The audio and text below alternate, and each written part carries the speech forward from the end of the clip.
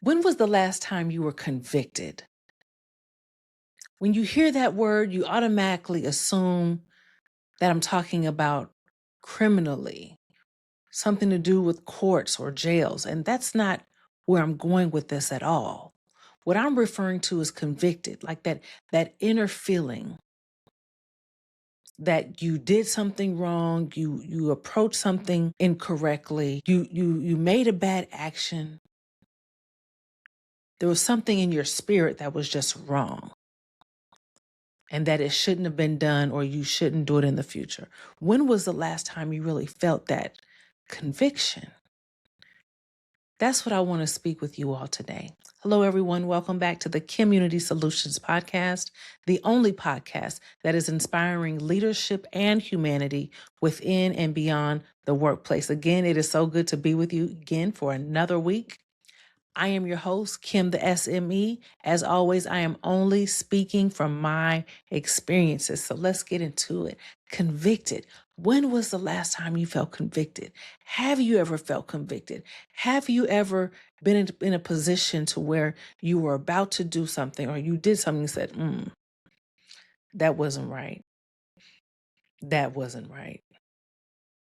Maybe you even apologized for it.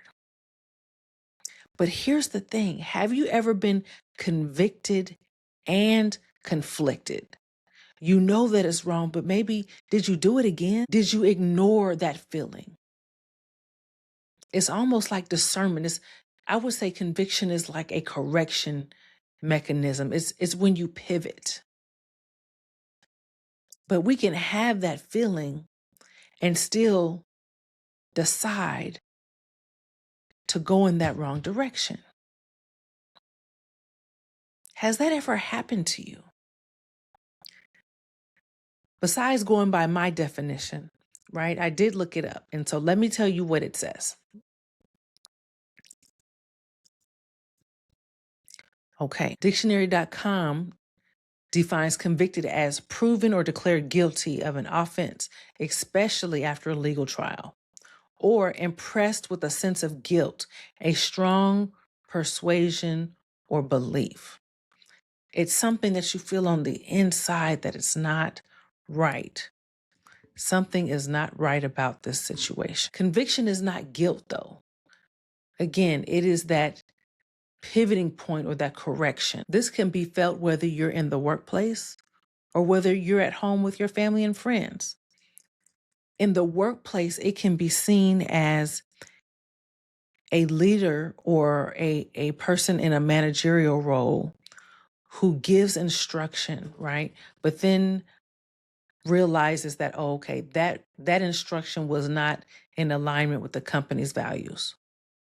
Or maybe that instruction was in line with the company's values, but it was not in alignment with their own personal, because we all have different sets of values. You should have your own set of values. And you can be placed in a position to where you are in a position to align with the company's values, but at some instance, at some point, there may be some kind of conflict. Maybe it's your moral conflict, your moral compass. Maybe it's your spiritual compass that, yes, even though it's within the company guidelines, something on the inside of you feels like this isn't right and I cannot proceed. Or this is within the company guidelines. I did it. Now I feel disgusting. I'm disgusted at what I did. I'm disgusted at what I did not speak up for. Even in the frontline employee role, you could be sitting in a meeting and overhear something and not speak up. And then it starts eating away at you because you didn't stand up. You didn't speak up. You knew what was said was wrong, but you didn't say anything. Convicted and conflicted. The great part about it is that we can always turn that wrong into a right. We can always go back and apologize. Not saying it will always be accepted, but we can acknowledge what we've done wrong and try to make amends for it. Try to atone for those actions. we can make a commitment to not take those steps or those actions again in the future. What about being a parent? What about coming home in frustration or anger from whatever's transpired, maybe with your distant relatives or something that happened at work that day? And then you come home and your children ask for some candy. And you're like, "No, there's no candy. Don't ask me about any candy right now." And then you start feeling bad about it, like, "Man, they just told me they had an A. They just wanted some candy. But here I am reacting to something that didn't cause this frustration." They shouldn't be lashed out at because of frustration that you've had somewhere else. It's misplaced anger. And so in that moment, you feel convicted and you can go back and you can say, "I'm sorry. Mommy, daddy had a bad day at work today." Every time I hear the word convicted recently, it's always about criminals or crime or jail time or just something in that area. But when are we convicting ourselves? When is that being discussed? When do we feel that in ourselves that we've done wrong? We don't need to go out into the world and the world tells us we've done something wrong and here's your punishment.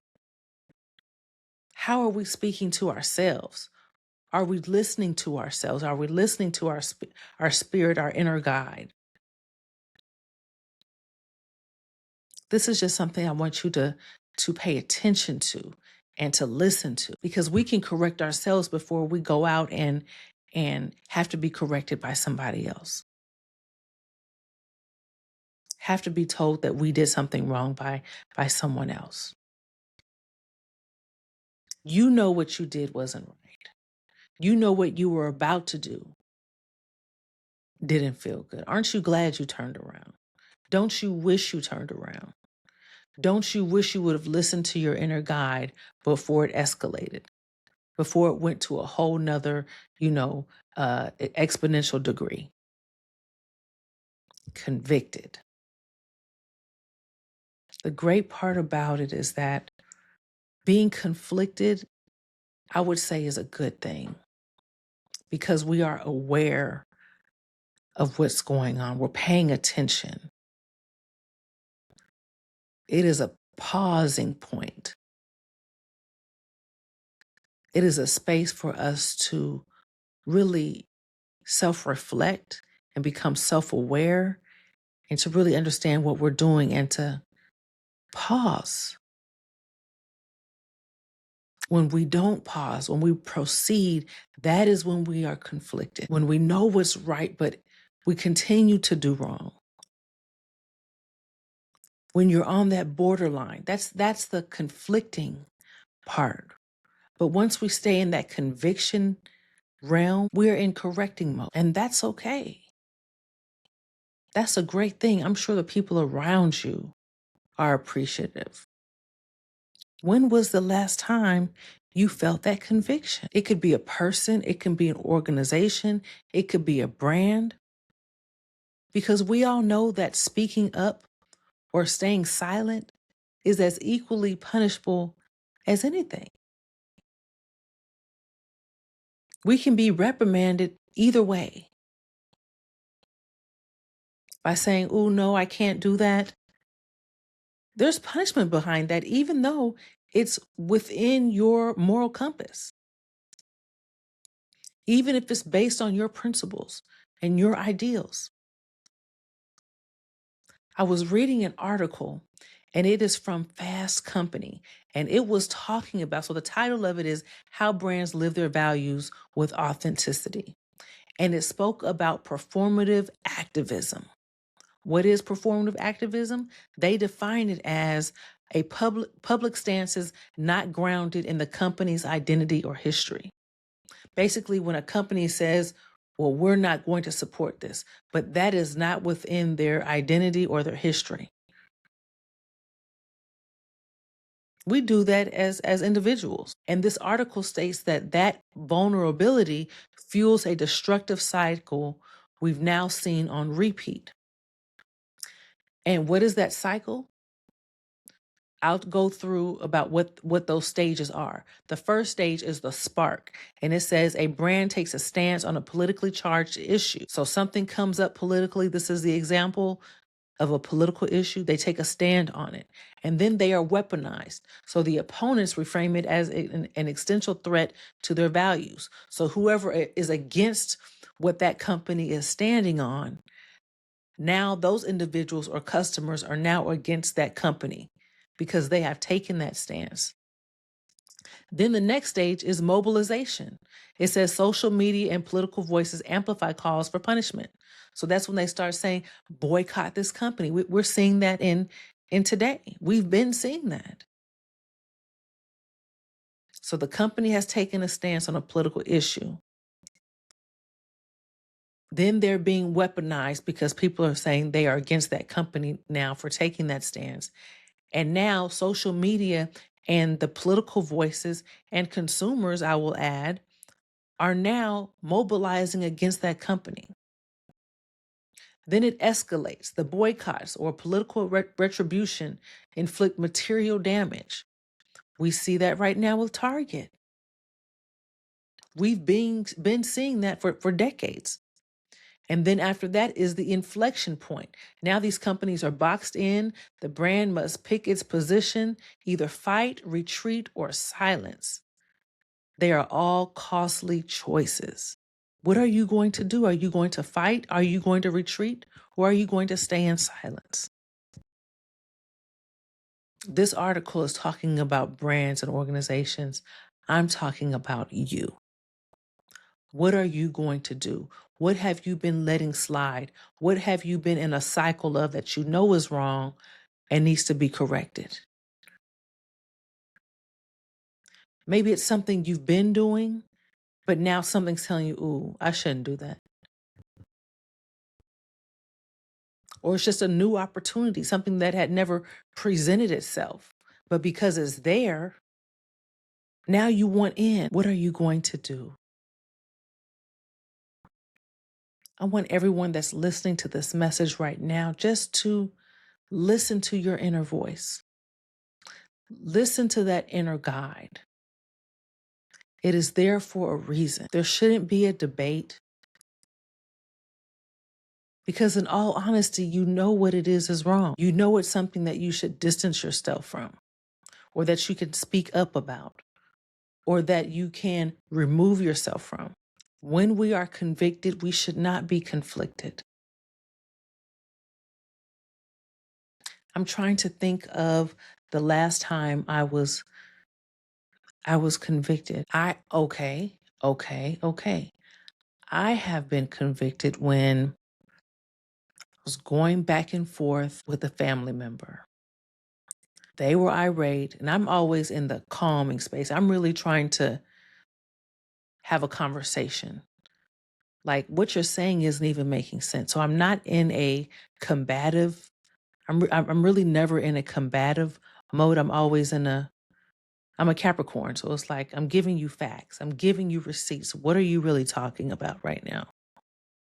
And so they are in a total, what is the word? Like they're emotional wreck. Like they are just like their volume's gotten high, and I'm still like, you're being extra right now. You're doing all that because what you're saying isn't making sense, basically. And I felt it coming out, and I knew I shouldn't have, but then I cussed. Right? I'm not a cusser. But then I cussed. And when I did that, I knew I shouldn't have did it because now it's taking it to a whole nother level. You know what I mean? Like I didn't even feel it, but I wanted to express how much disdain I had for that moment. And it wasn't something at them. It was just why are we even going through this right now type thing. And that's when I felt it. It's like, oh, okay. I shouldn't have did that. I knew I had a feeling before I even said it that I shouldn't have, but I did it anyway. And then afterwards, I was like, okay, This didn't help the situation at all. I felt it. I knew it. Before I even said the word, it was like, this is not going to de-escalate the issue. This is not going to de-escalate at all. I was convicted in that moment. I was convicted and I was conflicted because I knew it was wrong, but it happened so fast, right? And I did it anyway. Then afterwards, I was like, okay, I knew I shouldn't have did it. Here we go. And it stayed verbal. It's not like it escalated into anything physical at all, but I'm just explaining to you what was going inside my mind. And again, it happened so quick. But that conviction, it doesn't have to last long. It's a, ooh, don't do that. And you can choose either not to do it or to continue on. So I want us all to just think about ways that we can prevent escalation. We can prevent destruction. And we can listen to that message, that inner guide. Again, I keep saying, I know I keep saying it, but it is an inner guide. It takes courage. It takes integrity. Like, what are you really standing on? Who are you really? How are you going to listen to someone else and not listen to yourself? How are you going to go by everybody else's rules and principles and regulations and not take heed of your own? That's what I want you to think about. I'm glad I just thought of that. I'm glad it came out the way it did. This is a moment of self-reflection. This is a moment of application. That is the message. I am your host, Kim the SME. As always, I am only speaking from my experiences. I hope you have enjoyed this message. I hope you send it to someone who else can use it, can benefit from it. Together, we can make this world a better place. And it doesn't have to, correction doesn't have to come from the outside. We have an internal barometer, measurement, however you want to call it, thermostat. We have that on the inside of us. I hope you all use it this week. Comment, subscribe. If you enjoy my content, if you've been listening to me, subscribe to my YouTube channel at KimUnity Soulutions. Follow me on Instagram. Comment, engage, so that way I know what topics you're interested in, what you actually relate to. Like, where is my tribe? Am I speaking on things that you needed to hear, that you have experienced, that you have a different viewpoint on? It's okay to comment with a different viewpoint because we need that engagement. We need to hear all sides. That's what this whole podcast is about. It's about me sharing my experiences, you sharing your experiences, and us together and collectively finding out, okay, what is the best solution? Maybe if I take a piece from yours and a piece from yours and a piece from yours, that's how we create unifying solutions. That's what it's all about. I hope you all have enjoyed this episode again. Until next time, you have been listening to the KimUnity Soulutions podcast. You all be blessed. Bye-bye.